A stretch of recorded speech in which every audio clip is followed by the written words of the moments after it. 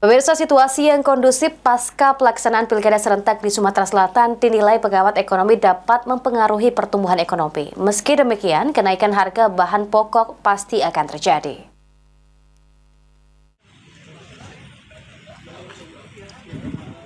Setelah pelaksanaan pilkada serentak untuk gubernur dan wakil gubernur, serta wali kota dan wakil wali kota pada 27 November lalu, pengamat ekonomi Muhammad Ihsan Hajri mengatakan, menjaga situasi tetap kondusif pasca pilkada merupakan hal yang penting, lantaran jika situasi tidak kondusif, maka akan mempersulit kondisi ekonomi.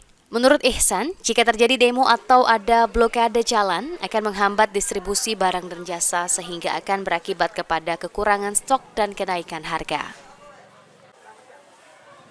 Menjaga kondusivitas pasca pilkada. Seperti kita ketahui, ya, kalau terjadi situasi tidak kondusif, malah ini akan mempersulit kondisi ekonomi. Misal terjadi demo besar-besaran, ya, memblokade jalan. Ketika kita memblokade jalan, maka akan sulit untuk distribusi barang dan jasa. Tentu kalau ini terjadi, pasti terjadi kekurangan stok dan peningkatan harga, ya, karena pasokan berkurang. Nah, ini tidak diharapkan.